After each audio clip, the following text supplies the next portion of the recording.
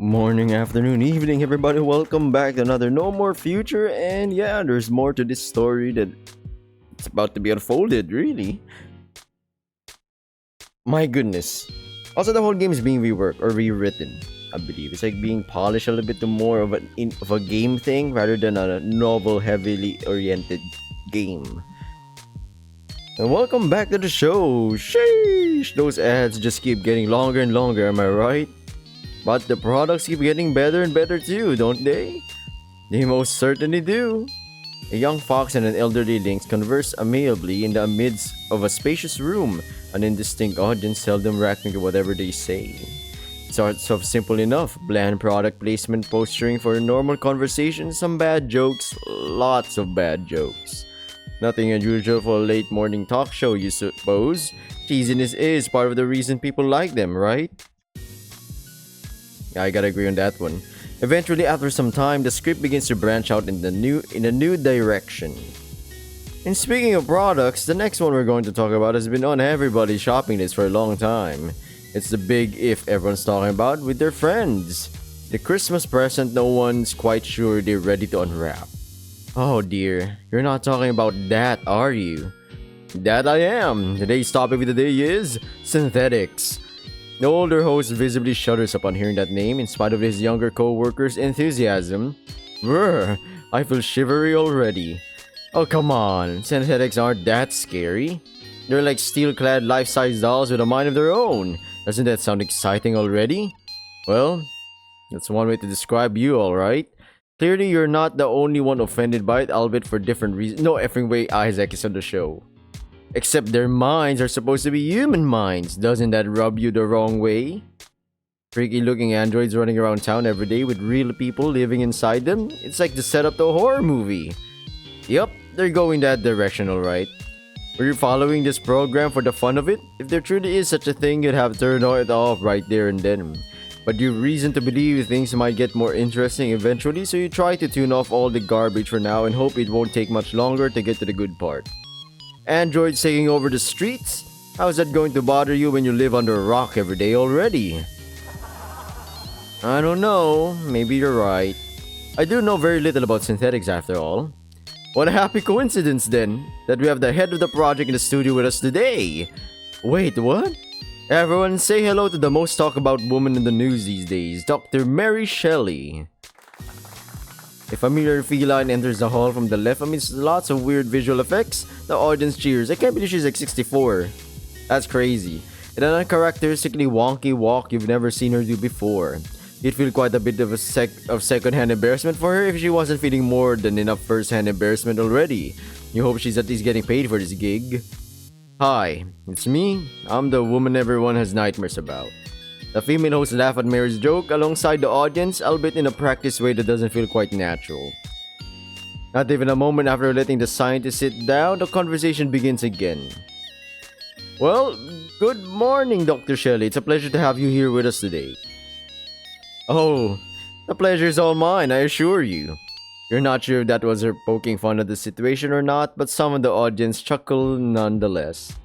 The hosts are not as amused, unsurprisingly.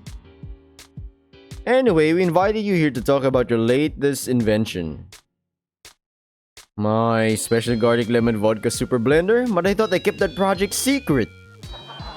That sounds equally concerning, but no, actually. We're talking about synthetics, the latest innovation from the great minds at Pandora. Mary chuckles at the woman's almost robotic words, a curious look on her face. Ah, that one.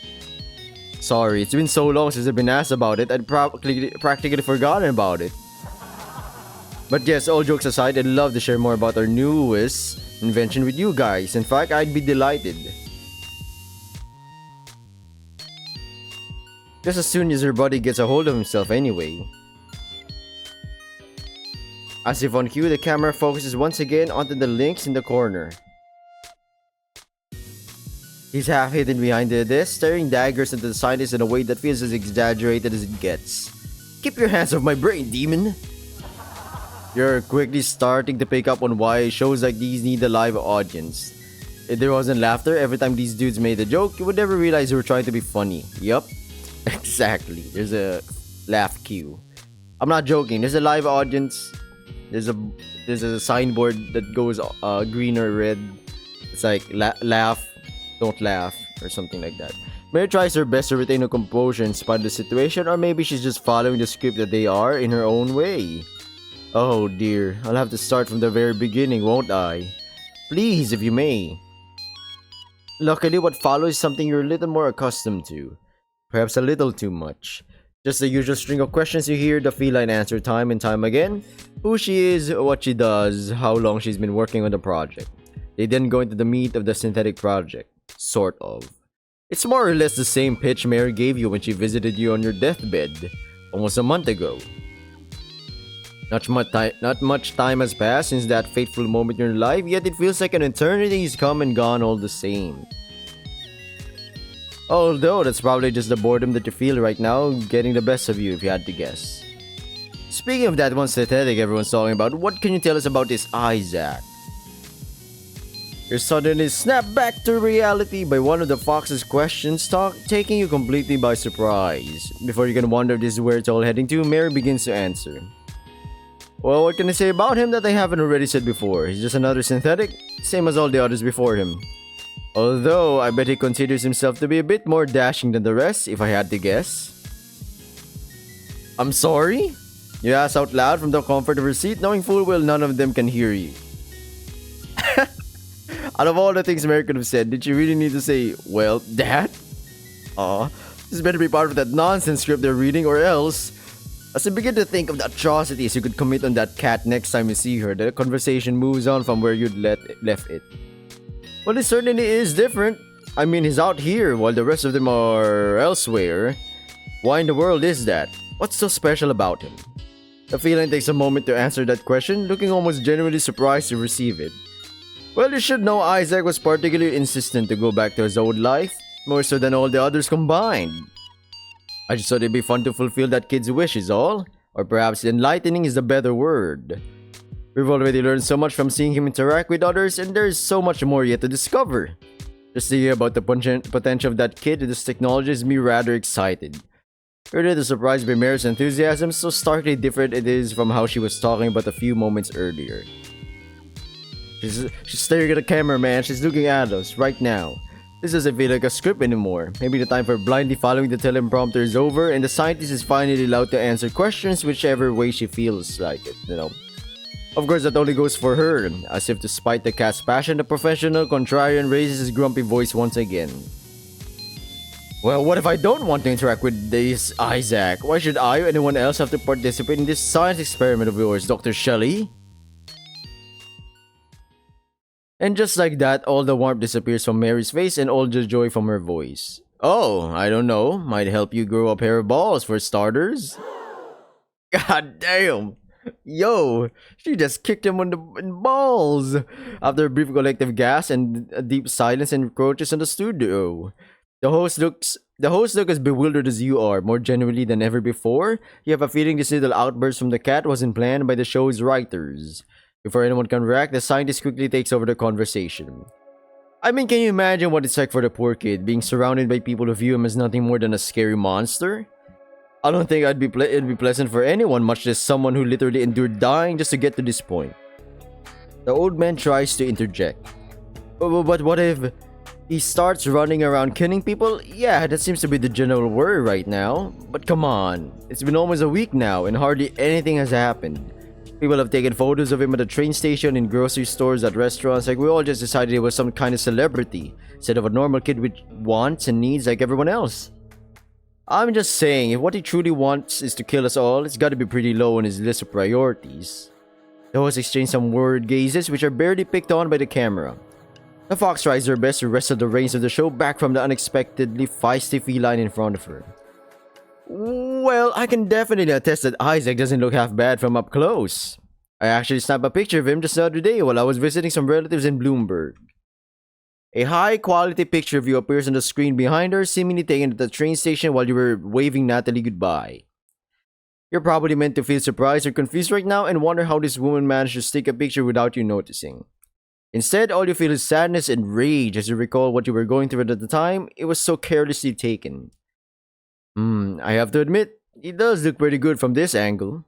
Mary's smile returns to her lips, as if her rant just now was nothing but a little aside to the conversation at large. The fox is quite pleased to realize this. I know, right? I always knew I had a talent for photography. But enough about me. What about him? Do you think the world's ready for human-synthetic relationships yet, Dr. Shelley? You have to rein yourself in really hard to not slap the computer screen while you close all the tabs. You've heard enough is what you reckon. That conversation, if you can even call it that, was going absolutely nowhere in spite of Mary's best efforts. You have to give that woman credit where it's due. She did try her best to make a statement and improve your image, just like she claimed she would, even if it was ineffective. Sadly, all those people wanted was some cheap gossip and questionable jokes. Not even Mary's charisma could salvage that shit show.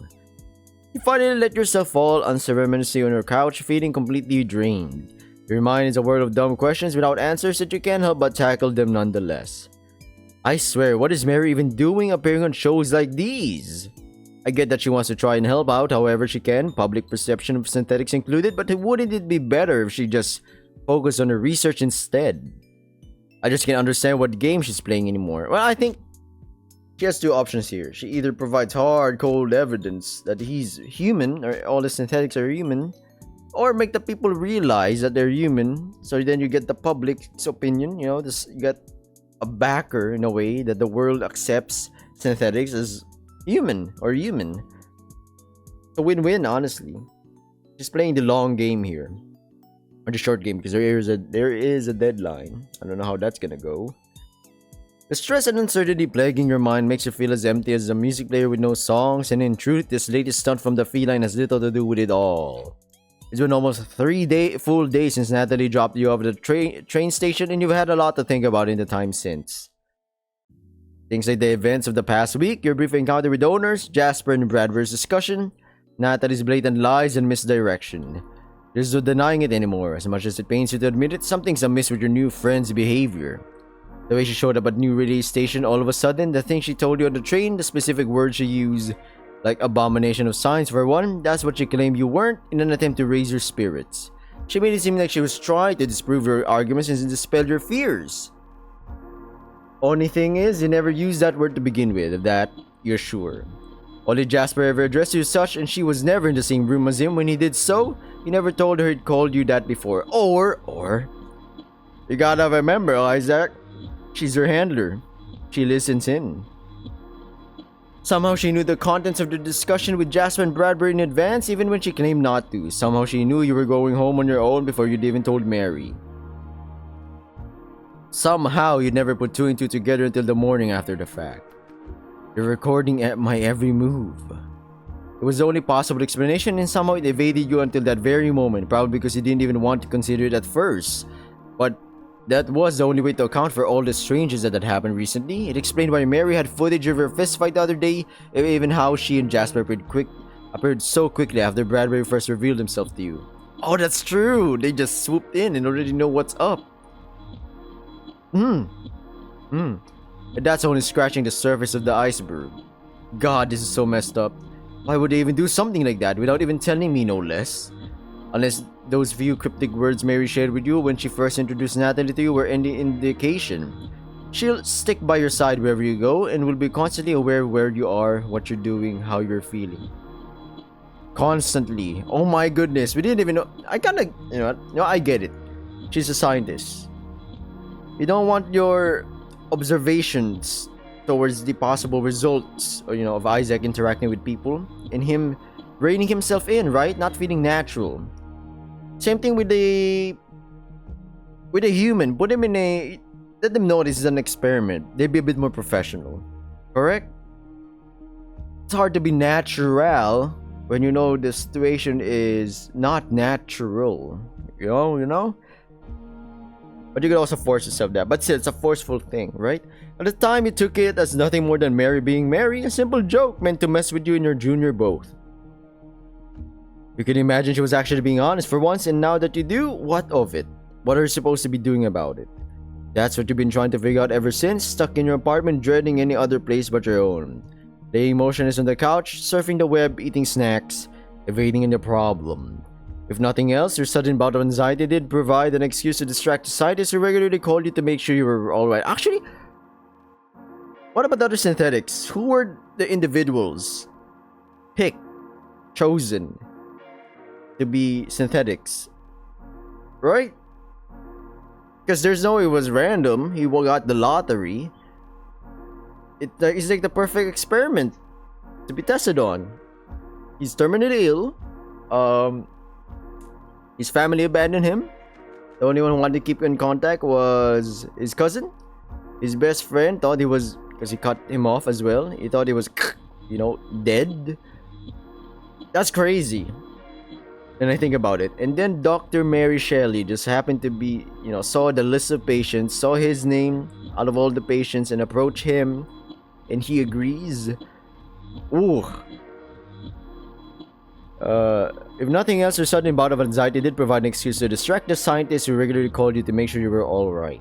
Every time you heard Mary and Natalie's voices, they sounded just like they did a few days ago. Jovial and kind-hearted, yet well-meaning and careful. Perhaps too careful. If you're meant to know that you're being spied on, they're definitely not mentioning it often enough, or at all for that matter. Would it be easier to accept this reality if they were honest about it with you, but the fact that they keep acting as though everything between you is fine when it isn't is just unsettling.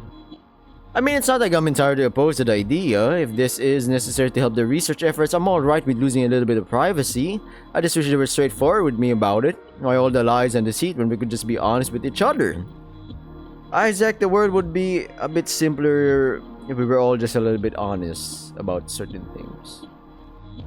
But because people know how other people react, usually in a negative manner, they spill the beans. They won't spill the beans. And same to the same person that they were gonna spill the beans to. Unless I'm somehow missing something. Knowing yourself, you probably are, or maybe you're not. And your friends really are as bad as they seem right now. So many doubts, so little clarity. You get up from the sofa, shaking your head at the sore lack of answers, looking for distractions. You head to the mini fridge and open it, hoping to find a cold soda or two to calm your nerves with, but it's entirely empty, save for one last bottle of cold water. Whereas for someone who's supposedly never hungry or thirsty, you sure did a number of your fridge in the past few days. A little upset, you fetch the water and head back to the sofa, pulling the cap of the bottle and emptying it all in one stroke. As the fresh liquid courses through the back of her throat, you can't help but grimace. Grimace? It was his birthday after all. My family wants nothing to do with me. Sorry. My family wants to do nothing with me. Or to do nothing to do with me. The heads of Pandora and the FBI act crazy every time I see them, and as if that wasn't enough, I can't even trust my own fucking friends. Yup. I don't think it gets much worse from here. You give a longing gaze to the mini fridge in the corner of the room, its emptiness perceptible even with its doors closed. This really isn't how you imagined your life would be when you decided to become synthetic. It's not what you wanted to be. And the thought was not pleasant, is strangely rousing in a way. I mean, it's not like I need to reveal it or anything, but I really need an excuse to get out. I want an excuse to get out. I can't keep spending my days like this, doing nothing and feeling like crap. At some point, some things gotta change. You can't recall the last time you spoke to Apollo, Daphne, Nem, even George, and you were supposed to keep in touch with all of them. Even though your steps are still as heavy as your thoughts, you're done letting your doubts and worries paralyze you at some point. At some point. You have to at least try to lead as normal a life as you can muster, and it all starts as ridiculous as it sounds with going out for groceries. Another day, another walk down the familiar streets of her hometown. Doesn't he have a phone, if I recall, in his head? He could just say, hey, what's up, Nem? What's up? What's up, homie? I mean, I don't know, man, but God, it kind of reminds me of him. I'm not terminally ill, everybody. No. But I try to keep in touch with them, but at the same time I don't, and then I get this like guilty feeling, of course, and then it's just a loop, a forever loop, until I do join their voice channel in Discord. Like, hey, what's up? I'm back. Yeah. The sun's out, the sky's as pink as ever, some birds are chirping high on the roof, and most people still give you weird looks as you pass by as usual. Hey, look! It's that android! Quick, snap a photo! Ah, fuck, it's looking right at me. Dude, really? I don't even have eyes to look at you with. You whisper to yourself as you try your best to ignore their very audible mutterings. You'd think people would have learned by now not to speak so loud when you're right in hearing distance, and yet it could also be that your bionic hearing is better than you gave it credit for. Mary never mentioned anything about that before, but it sounds like something she'd do. Right behind your back, that is. You shake your head at the thought, not wanting to waste any more time debating the topic in your head. The day is not going to be the same as the last few days. You're going to make sure of that. Leave the swarms of passerby behind and keep heading onwards, trying to shut out both the outside world and your own thoughts while you focus on your self-appointed duties. It's good that you headed out when you did, you reckon? Judging by the color of the sky, the stores aren't going to be open for a whole lot longer. Well, not the good ones anyway. There are a few stores that are open 24/7, but that's only because they employ AI-powered robots to run the place. Now that you look just like one of their employees, it's probably not a great time to go visit. You already deal with enough identity crises on a regular basis as it. Isaac? In the midst of your ponderings, you hear your name uttered by a stranger nearby right as you're about to cross a gap in the sidewalk. You instinctively turn to face this new potential threat only to be greeted by a familiar visage. Nem? You're surprised to find your friend out and about in this part of town so late in the day, but the surprise quickly gives way to relief. Hey, how are you doing? Didn't expect to run into you all of a sudden. Me neither. I haven't seen you in ages. Ages? Hasn't it only been a few days since we last spoke? Aw. Come on, this is a cute frenzy relationship here, man. Well, it sure felt like ages. I haven't heard from you since you came to my place. I thought you died again. Or worse. Alright, sure. Your friend always did have a penchant for the dramatic. No wonder he's working as a streamer now. He does raise a good point though. You really haven't done your best to keep up with your other friends ever since you came back. Hardly ideal behavior, especially coming from someone whom Nem thought dead until last week. Sorry about that. I didn't mean to make you worry. Honestly, I haven't been doing all that great. Had a rough time last Sunday and my mood's been shit ever since. Plus, I didn't want to bother you on a weekday. You seem really busy between your waiter job and your streaming career and I didn't want to get in the way. Hey, it's cool. I was joking. You're fine. You don't have to apologize for needing some time to yourself. Happens to everybody. So like, what have you been doing these past few days? Just R&R at home? Something like that, yeah? And you? You just got what, done with work, I assume? Not quite. I actually clocked out about an hour ago, give or take. A few minutes. I got home pretty quick, but then I realized a little too late that I was running low on groceries. Home deliveries are pretty pricey these days, so I'm going shopping on my own real quick. Damn, really? I guess we do share a single brain cell between the two of us. What? You realized a little too late that you were that silly thought out loud for your friend to hear. You in your dumb mouth, you suppose. Yeah, that came out wrong. What I meant was that you're going out for groceries too?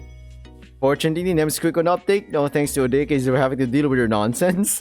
You breathe a sigh of relief at the embarrassment he just avoided you. Yeah, that's right. We both had the same idea, it seems. Though I have to ask, what are you doing in this part of town? I'm pretty sure there are plenty of supermarkets near your place on the other side. Yeah, but that's the thing. They're all in the rich side of town, and the price there a little... the fuzzy dragon visibly shivers as though recounting a dreadful memory. Excessive. Well, that's hard to believe. Rich as the other side of town may be, it does have a tendency to make your wallet a lot poorer. For good reason, of course. The difference in quality between similar stores on opposite ends of Bloomsburg is often rather stark. Not that your friend seems to mind. I'm heading to a small store nearby near the 238. Stuff there's real cheap, you know. And it's not that far off from home. Oh, that place. Yeah, that place, everybody. Now it's your turn to shudder as a picture that place in your head, which you'd only dared visit once.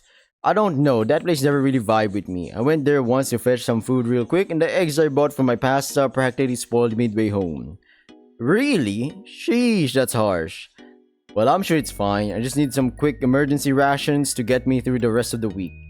I wasn't planning on buying anything fresh anyway. Good lord.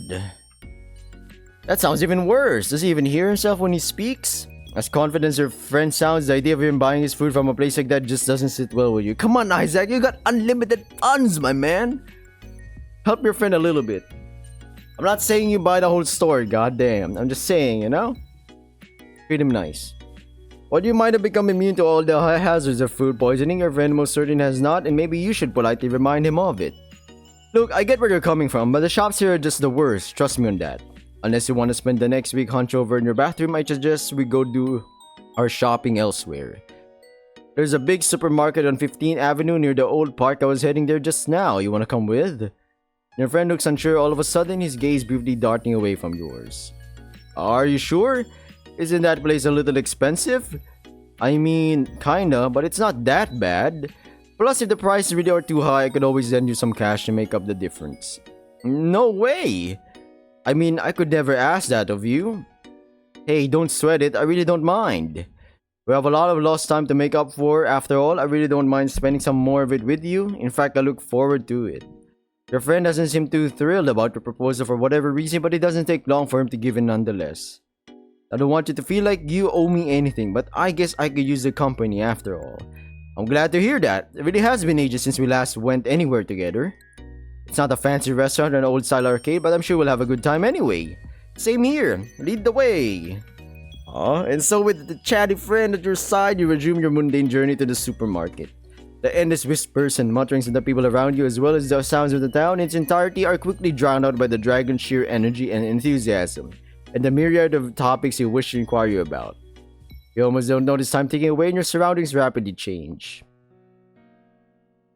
The nice side of Bloomberg isn't that far away from the bad side, and yet it feels like an entirely different city all the same. Gaudy stores, beautiful villas, solid infrastructure, perhaps not as technologically advanced as New Relay, but a relative paradise for its residents nonetheless. You're not as unfamiliar with your surroundings as Nem is, having lived here for the vast majority of your life, but even you struggle to find something unseemly in this beautiful, almost sparkling place. Is this what a poor side of town would look like, had the wealthy mayors of the past 50 years only dropped a few pennies the opposite way every once in a while? Or is the other half of town simply a lost cause beyond rehabilitation, and this neighborhood is merely a window into an impossible alternate reality? Perhaps you're taking this a little too seriously, all things considered. Best to put your wandering thoughts to a halt for now, before your friend starts thinking you're ignoring him. By the way, everything alright with your sister? Nem immediately turns upon hearing your question, looking a little bothered by it. Huh? You mean Yume? Yeah, her. As I saw her, she seemed pretty overwhelmed. I hope she's doing okay. She's fine.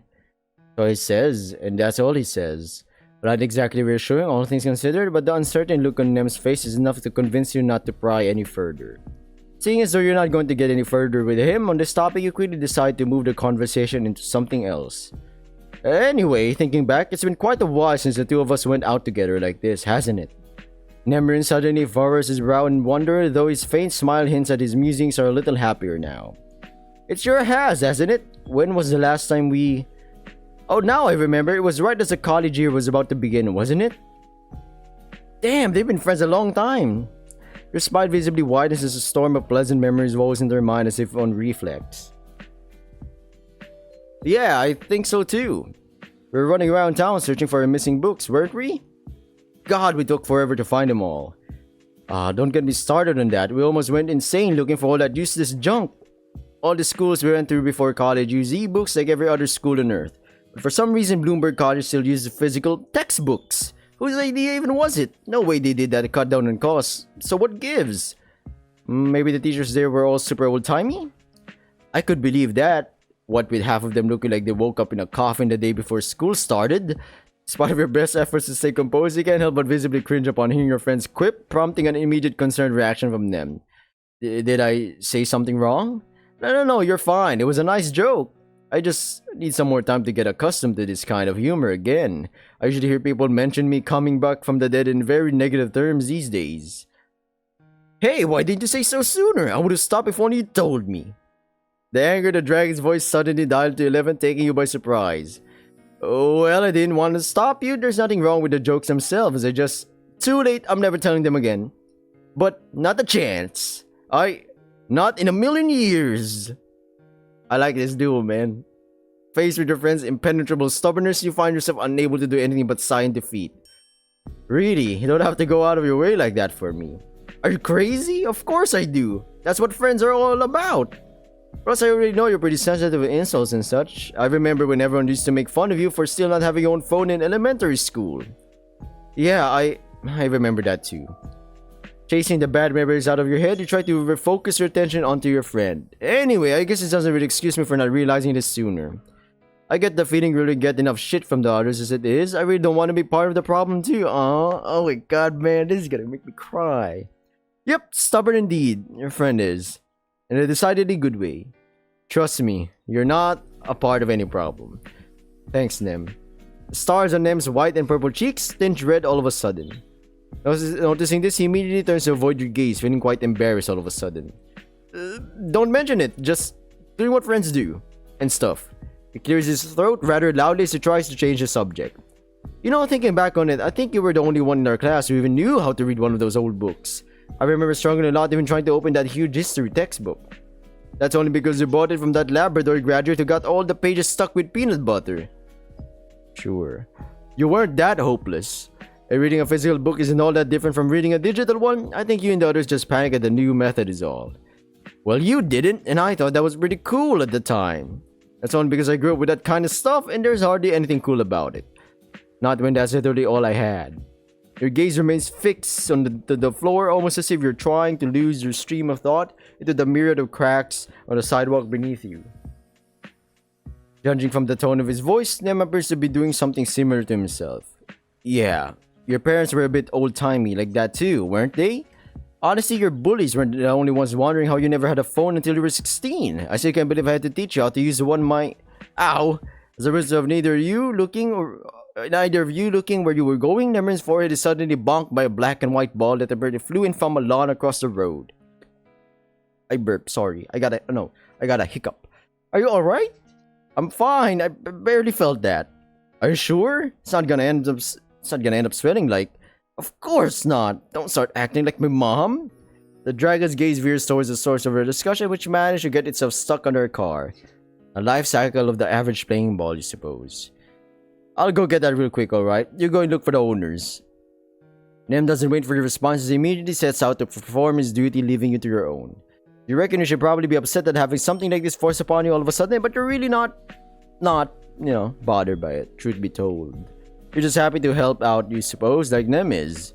You proceed to scout your surroundings, wondering who could possibly toss the toys so carelessly into the busy road.